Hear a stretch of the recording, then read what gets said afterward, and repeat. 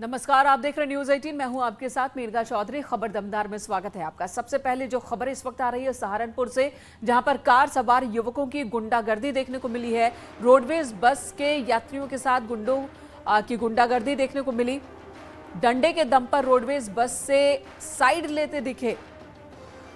चलती बस के ड्राइवर को धमकाने का भी आरोप है। बस चालक को डंडा दिखाकर धमका रहे हैं ये लोग। आरोपी गुंडों को पुलिस ने गिरफ्तार कर लिया है। आरोपी गुंडे पुलिस की गिरफ्त में हैं। बागपत से, सहारनपुर से ये खबर है।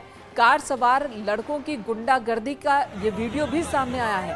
कार सवार युवक है जो रोडवेज बस के ड्राइवर के साथ गुंडागर्दी दिखा रहे हैं। डंडे के दम पर इन्होंने बस से साइड ली है। देखिए जरा किस तरह से धमकाते हुए, और डंडा लेकर एक लड़का कार की खिड़की से बाहर निकला हुआ और वो धमकाता हुआ नजर आ रहा है ड्राइवर को, और साइड इस तरह से ले रहा है। ये वीडियो वायरल हो रहा है और इस वीडियो के ही आधार पर पुलिस ने गिरफ्तार भी कर लिया है इन गुंडों को, जो धमकाता हुआ दिख रहा है यहाँ रोडवेज बस के ड्राइवर को धमकाता हुआ। और देखिए बस को ओवरटेक कर सड़क के एक तरफ से दूसरी तरफ आता है और यहाँ भी वो लगातार धमकाता हुआ दिख रहा है। तो पुलिस ने इसे गिरफ्तार कर लिया है। इधर वाराणसी से अगली खबर, जहां पर ज्ञानवापी मस्जिद का सर्वे कल होगा। मस्जिद के तहखाने से बाहर आएगा रहस्य। सर्वे के दौरान 2 तहखानों को खोला जा सकता है। कल 3 बजे से मस्जिद के अंदर होगी वीडियोग्राफी। पूरा सर्वे 3 से 4 दिन लगने का अनुमान है। पूरे सर्वे में कोर्ट के आदेश पर यहाँ पर सर्वेक्षण हो रहा है। श्रृंगार गौरी मंदिर का भी सर्वेक्षण होगा। मस्जिद के अंदर ही है श्रृंगार गौरी मंदिर, जिसका सर्वे होगा। तो अलग अलग दावे होते रहे हैं इस पूरे परिसर को लेकर। मामला अदालत में है और कोर्ट के ही आदेश पर सर्वे होगा। 2 से 3 दिन का वक्त लग सकता है इस पूरे परिसर के सर्वे में। हालांकि इसे लेकर वीडियोग्राफी की बात भी कही गई है। मस्जिद के अंदर वीडियोग्राफी होगी, लेकिन मुस्लिम समुदाय की तरफ से वीडियोग्राफी का विरोध किया गया है। उनका कहना है कि वो मस्जिद परिसर के अंदर वीडियोग्राफी नहीं होने देंगे। जो मुख्य हिस्सा है उनका, वहां पर वीडियोग्राफी नहीं होने देंगे। तो विवाद अब भी बरकरार है, लेकिन कल सर्वे होना है अदालत के आदेश के बाद। वाराणसी से ये बड़ी खबर है। ज्ञानवापी मस्जिद का सर्वे कल होगा। मस्जिद के तहखाने से रहस्य बाहर आएंगे। जो एक दावे किए जाते हैं कि मंदिर के ऊपर मस्जिद बना, तो सच्चाई क्या है, इस पर सर्वे कल होगा। सबसे पहले तो आप अपनी संस्था का परिचय बताइए कितने बजे सर्वे शुरू होने जा रहा है? मैं विश्व वैदिक सनातन संघ के विधिक सलाहकार और श्रृंगार गौरी मुकदमे के बाद ये देखता हूँ। कितने बजे सर्वे शुरू होगा? 3 बजे से शुरू होगा। किन किन चीज़ों का सर्वे होना है? माँ श्रृंगार गौरी, नंदी जी, भैरव जी, हनुमान जी, और तहखाना में जो माँ श्रृंगार का भंडारा है, और इसके साथ साथ अन्य विग्रह देवता, दीवालों पर चित्र जो हैं और जो हैं, उनका सर्वे होना है। ये जो सर्वे होना है, जहाँ पे आप विग्रहों की बात कर रहे हैं, अगर मैं मुस्लिम पक्ष के हिसाब से बात करूं तो वो वही है जो मुस्लिम पक्ष जिसे मस्जिद बता रहे हैं, आप उसको बता रहे हैं कि वहाँ पर ये सब विग्रह हैं?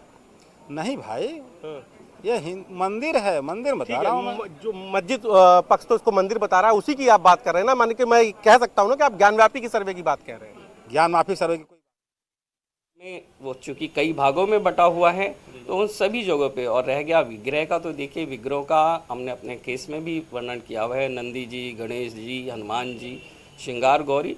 इसके अतिरिक्त जो तहखाने के अंदर ऐसे कई विग्रह हैं जो पिलर के ऊपर हैं, दीवालों के ऊपर हैं, या अंधेरे की वजह से, मलबे की वजह से ढक दिए गए हैं। अब वो तहखाना खुलने पे ही सारी चीज़ें सामने आएंगी। तो क्या तहखाना खुलेगा? जिस तहखाने का इंतजार पीढ़ियों से, जिस तहखाने को लेकर रहस्य जो है काशी में और पूरे देश में पीढ़ियों से है, सालों से है, तो क्या वो तहखाना भी इसमें खुलेगा? ये जानना पूरा देश जानना चाहता है। बिल्कुल, देखिए कोर्ट के आदेश के अनुसार वो तहखाना भी खुलेगा, और तहखाना ही सारे रहस्यों को उजागर करेगा।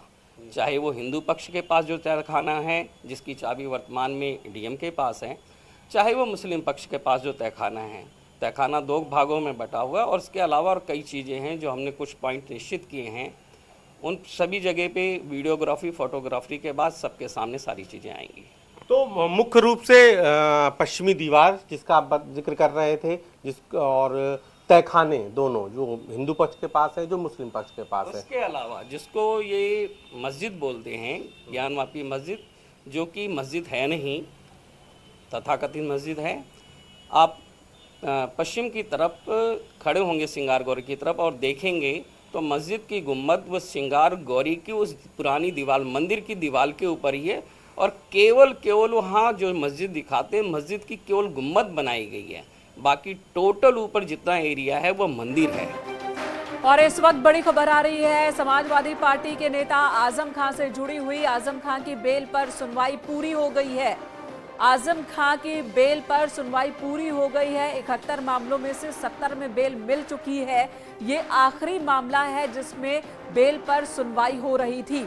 आजम खान से जुड़ी ये बड़ी खबर है कि बेल पर सुनवाई पूरी हो गई है। दोनों पक्षों की तरफ से अपनी अपनी दलील रखी गई है। एक तरफ आजम खान की ओर से बेल की याचिका लगाई गई थी तो दूसरी तरफ से सरकार की ओर से भी इसे खारिज किए जाने की मांग थी। दलील पूरी हुई, सुनवाई पूरी हुई है। फैसला क्या, ये भी थोड़ी देर में साफ हो जाएगा। 2 हफ्ते में फैसला सुनाएगा हाईकोर्ट, ये भी खबर आ रही है कि 2 हफ्ते में फैसला आएगा। आजम खान की जमानत याचिका पर फैसला अदालत ने सुरक्षित रख लिया है। सुनवाई पूरी हो गई है। 71 में से 70 मामलों में बेल मिल चुकी है, लेकिन एक मामले में बेल अभी भी नहीं मिली है, जिसकी वजह से सीतापुर जेल में है आजम खान और इस बेल पर भी सुनवाई पूरी हो चुकी है। लेकिन 2 हफ्ते बाद ये फैसला सामने आएगा। अदालत ने सुनवाई पूरी होने के बाद फैसला सुरक्षित रख लिया है। हालांकि ये भी खबर आ रही है कि अगले हफ्ते इस पर फैसला आ सकता है कि आजम खान को बेल मिलेगी इस मामले में या नहीं मिलेगी, उन्हें जेल में रहना पड़ेगा। तो ये बड़ा सवाल है। लेकिन जो बड़ी खबर इस वक्त की है आजम खान से जुड़ी हुई कि बेल पर सुनवाई पूरी हो गई है। ये आखिरी मसला जिस पर बेल पर सुनवाई हो रही थी। सर्वेश दुबे हमारे सहयोगी इस वक्त हमारे साथ हैं। सर्वेश, सुनवाई पूरी हो गई है और अगले हफ्ते फैसला आने की बात सामने आ रही है। दोनों पक्षों की तरफ से अपनी अपनी दलील रखी गई। निश्चित तौर पर यह पूरा बड़ा मामला था और आजम खान के खिलाफ करीब 72 मुकदमे दर्ज थे, जिनमें से 71 मामलों में उन्हें जमानत मिल चुकी है। यह आखिरी मामला है जो शत्रु संपत्ति से वक्फ की संपत्ति को गलत तरीके से अपने ट्रस्ट में मिलाने का मामला था और इस मामले में पहले हालांकि सुनवाई पूरी हो चुकी थी और 4 दिसंबर 2011 को कोर्ट ने जजमेंट रिजर्व कर लिया था। लेकिन इस बीच राज्य सरकार ने एक अर्जी कोर्ट में दाखिल की और कहा कि इस मामले में मुझसे कुछ और तथ्य पेश करने हैं और उसी मामले में दोबारा इस मामले की सुनवाई शुरू हुई थी और इसके बाद कल भी इस मामले में सुनवाई हुई थी और आज करीब 5 घंटे तक इस मामले की सुनवाई जस्टिस राहुल चतुर्वेदी की सिंगल बेंच में हुई और दोनों पक्षों से आजम खान साहब के पक्ष से भी और सरकारी पक्ष से भी, राज्य सरकार के पक्ष से दोनों तरफ से जो है दलीलें दी गई और दोनों तरफ की दलीलें सुनने के बाद कोर्ट ने एक बार फिर से इस मामले में फैसला रिजर्व कर लिया है और अब अगले हफ्ते कोर्ट ने इस मामले में जजमेंट डिलीवर करने की बात कही है। जी, आज अदालत में क्या क्या हुआ सर्वेश? देखिए, आज अदालत में जो कुछ हुआ, आज अदालत में ये कहा गया है कि आजम खान ने कोई गलत काम नहीं किया है, बल्कि उन्होंने इस जमीन को जो है एक्वायर किया है वो जमीन नियम के तहत एक्वायर की गई है और उसे एक यूनिवर्सिटी बनाने के लिए जो यूनिवर्सिटी जो बनाई गई है उसमें शामिल किया गया है। अपने निजी हित के लिए उन्होंने इसका प्रयोग नहीं किया है और उनकी तरफ से ये तमाम दलीलें दी गई और उनके ऊपर जो आरोप लगाए गए हैं, जो मुकदमा दर्ज कराया गया उसके लिए ये कहा गया कि राजनीति से प्रेरित होकर बेबुनियाद ये सारे आरोप लगाए गए हैं और ये कहा गया कि ऐसे छोटे छोटे और झूठे मुकदमे दर्ज कराए गए हैं क्योंकि 72 मामले दर्ज थे उनके खिलाफ, जिनमें 71 मामलों में उन्हें जमानत मिल चुकी है। इस बात की भी दलील उनके वकीलों ने दी कि इस मामले में भी उन्हें लिहाजा जो है वो जमानत मिलनी चाहिए और वो लंबे समय से सीतापुर जेल में बंद है, जिसमें उनको जेल से बाहर आना चाहिए। ये तमाम दलील ये दलील आजम खान की ओर से रखी गई है। सर्वेश, धन्यवाद इस वक्त पूरी जानकारी देने के लिए। अदालत ने सुनवाई पूरी कर ली है लेकिन फैसला सुरक्षित रखा है। अगले हफ्ते फैसला आ सकता है। इधर मशहूर शायर मुनव्वर राणा ने सीएम योगी से मां की मुलाकात वाली तस्वीर शेयर करते हुए, ट्वीट करते हुए बेहद भावुक अंदाज में लिखा है, मेरी ख्वाहिश है कि मैं फिर से फरिश्ता हो जाऊं, मां से इस तरह लिपट जाऊं कि बच्चा हो जाऊं।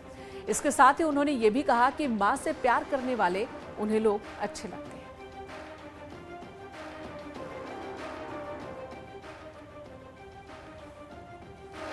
ये वो तस्वीर है सीएम योगी आदित्यनाथ की जिसमें वो अपनी मां का पैर छूने के बाद उनकी तरफ हंसते हुए देख रहे हैं, मुस्कुराते हुए देख रहे हैं और मां भी उन्हें आशीर्वाद देती हुई दिख रही हैं।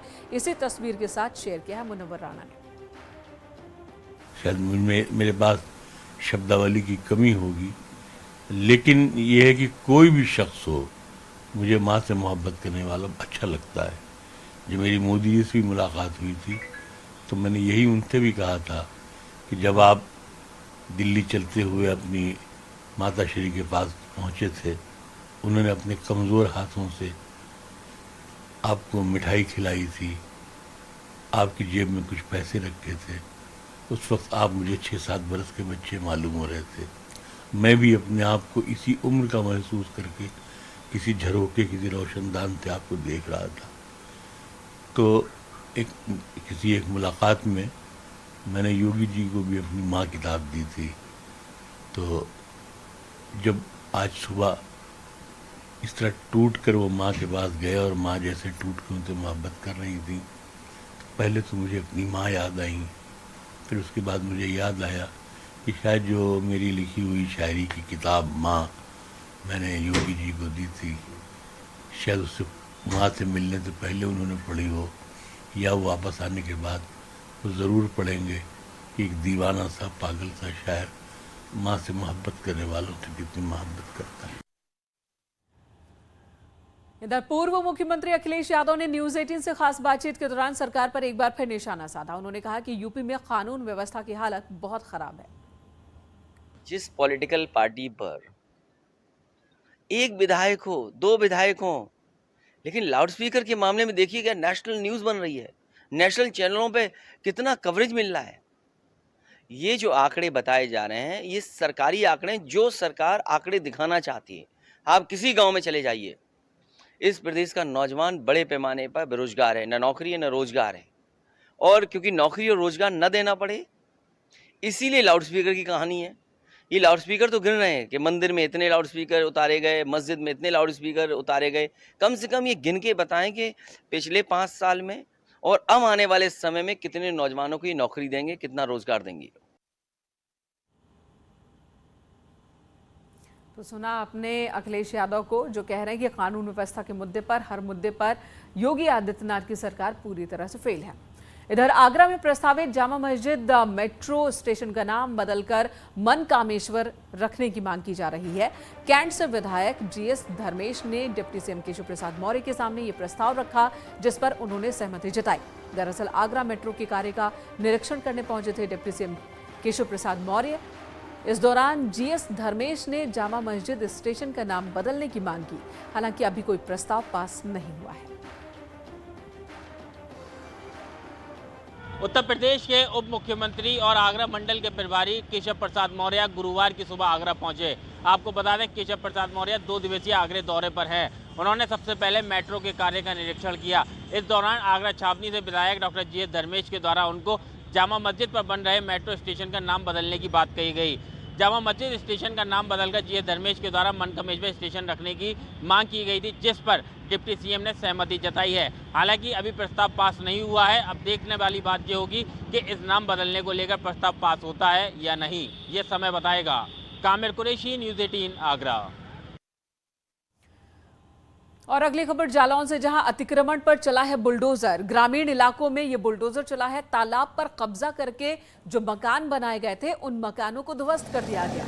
अवैध रूप से गांव वालों ने यहां पर मकान बनाए थे। जालौन के अमखेड़ा गांव में बुलडोजर चला है।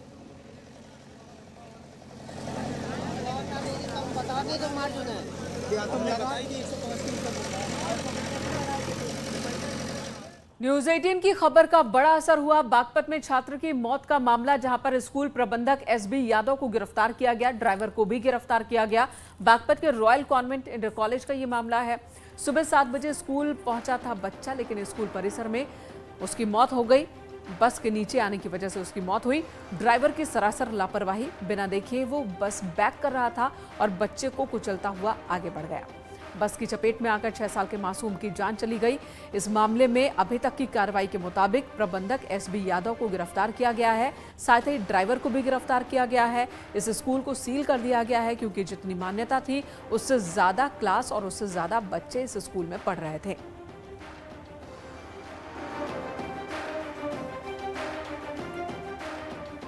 इधर प्रयागराज में सीबीएसई बोर्ड से एफिलिएटेड एक स्कूल में बच्चों को कुर्ता पैजामा और टोपी पहनने का फरमान दिया गया, जिसे लेकर विवाद खड़ा हो गया। मामला प्रयागराज के न्याय नगर पब्लिक स्कूल का है, जहां प्रिंसिपल डॉक्टर बुशरा मुस्तफा के खिलाफ एफआईआर दर्ज की गई है। स्कूल के प्रिंसिपल डॉक्टर बुशरा मुस्तफा ने ईद के मौके पर छात्रों को कुर्ता पैजामा और धार्मिक टोपी पहनकर आने के लिए कहा था और साथ ही छात्राओं को भी सलवार कुर्ता और सिर पर दुपट्टा रखकर आने को कहा गया था और साथ ही ये भी कहा गया था कि 20 सेकंड का वीडियो रिकॉर्ड करें जिसमें वो हैप्पी ईद बोल रहे हों। इसके पीछे तर्क दिया गया था कि इसके बदले बच्चों को कुछ अंक परीक्षा में दिए जाएंगे। हिंदू संगठनों ने इसका विरोध किया और मामला दर्ज कराया है।